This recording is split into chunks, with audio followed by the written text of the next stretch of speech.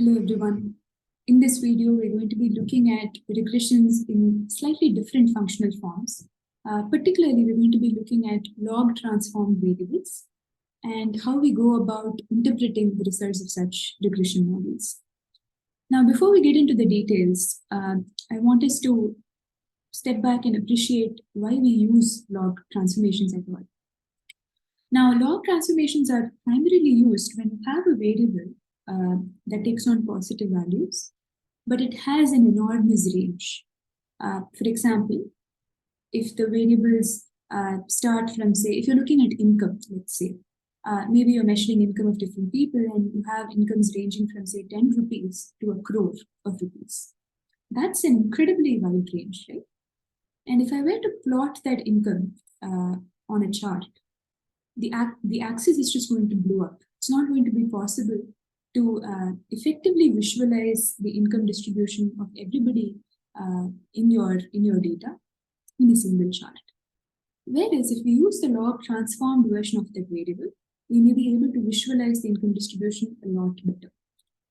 Now, to give you a sense of the kind of numbers or the kind of range I'm talking about, look at the example on this slide. So if I were to measure numbers as they are, which is the linear scale as we call it, and suppose I have numbers such as the ones given here, 1 over 1000, 1 by 100, 1 by 10, 1, 10, and so on up to 1000. So effectively, I'm taking every number, multiplying it by 10 and getting the next number. So this is where the numbers are multiplying by 10. They're exponentially increasing. And it's really hard to fit this on a graph. I welcome you to see, to plot the numbers going from 1 over 1000 to 1000 in the same chart and see how the axis is just blowing up. On the other hand, if I use the log transformed version, if I use a log to the base of 10 and transform these numbers, the numbers are just going to be -3, -2, -1, and so on up to 3. So in the linear scale, when numbers are multiplying by 10, if I take the log versions to the base 10, the numbers are just changing by 1. There it's a factor of 10, here it's just a change of 1. And -3 to +3 is a lot more compact to fit into a graph. And that's one of the main reasons why we use the log transformations. And as we see, there are a few advantages that it also brings to the general distribution of variables.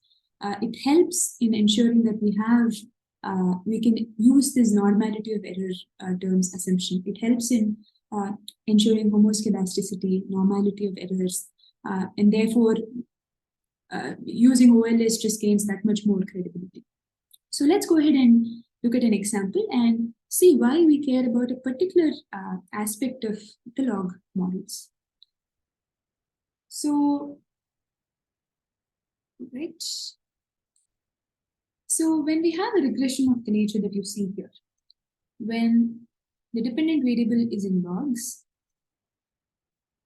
and I have one independent variable that's also in logs, and another independent variable that is in normal terms.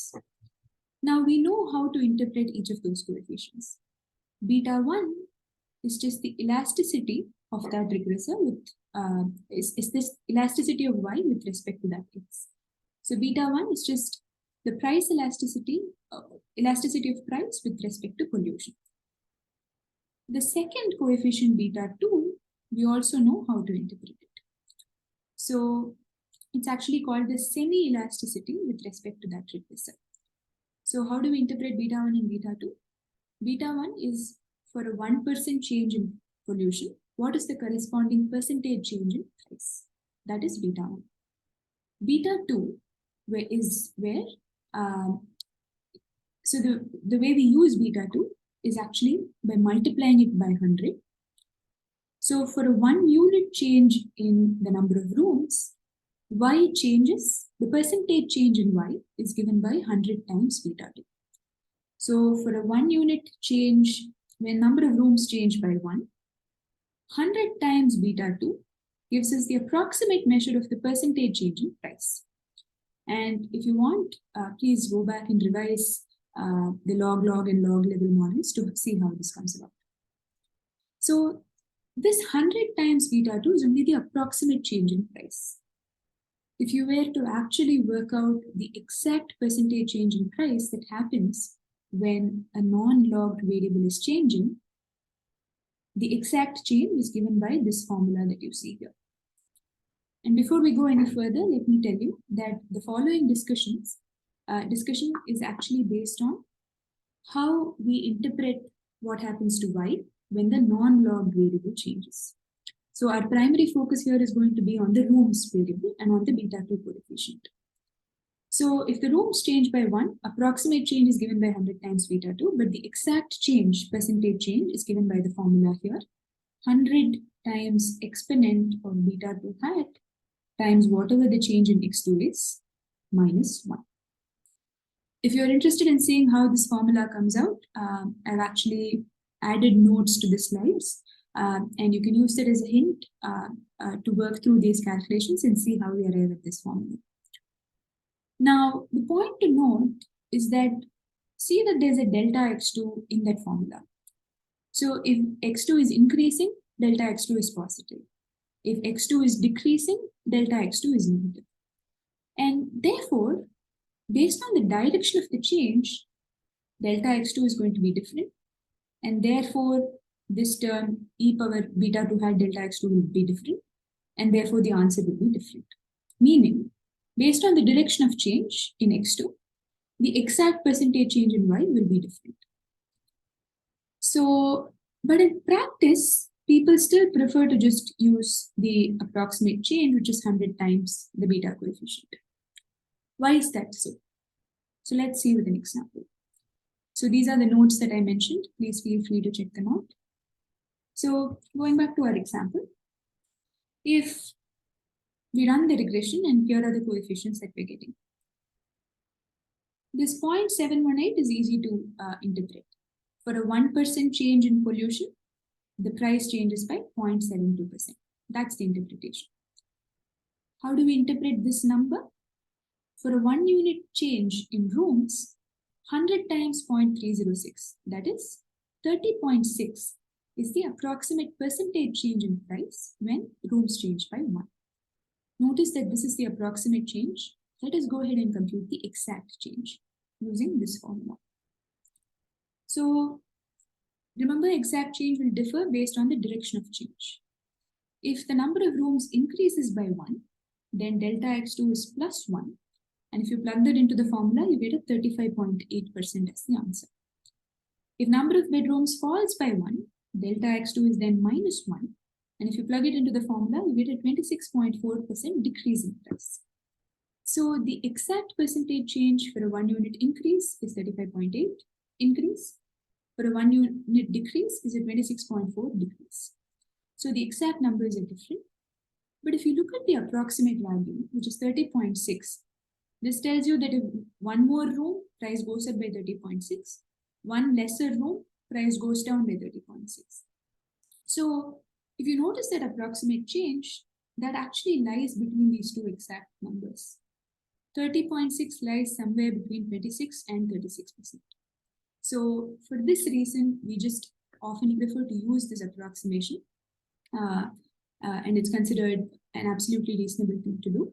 But notice that this approximate and exact changes will sort of not be a big problem only when you're looking at tiny changes for 1 unit change, 2 unit change.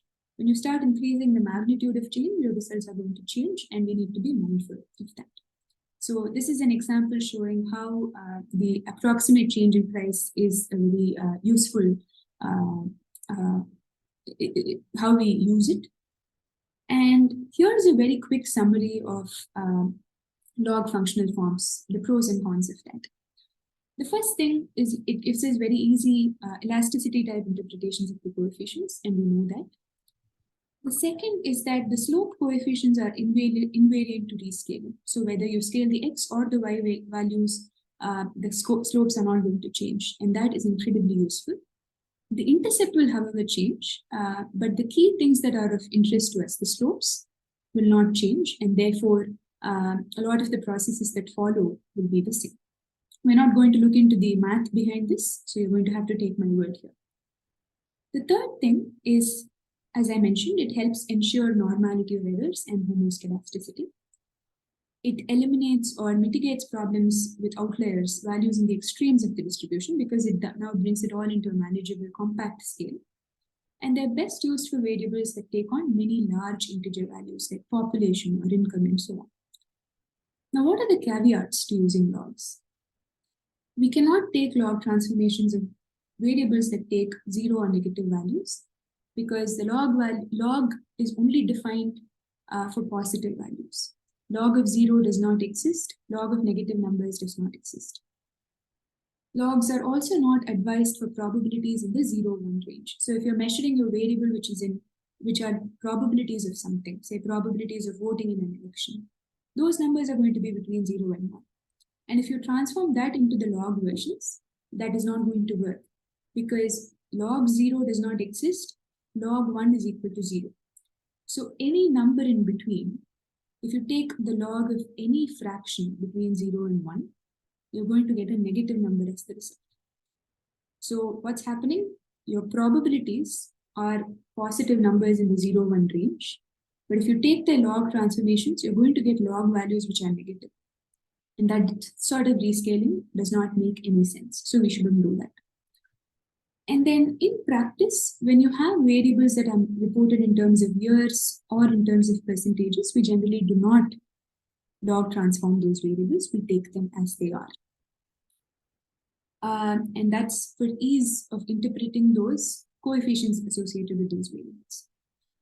And the last thing is that when your dependent variable is in terms of log, it's a bit of a challenge to reconstruct and predict what the actual original variable would be, but it's not impossible, although there are some challenges there to be mindful of.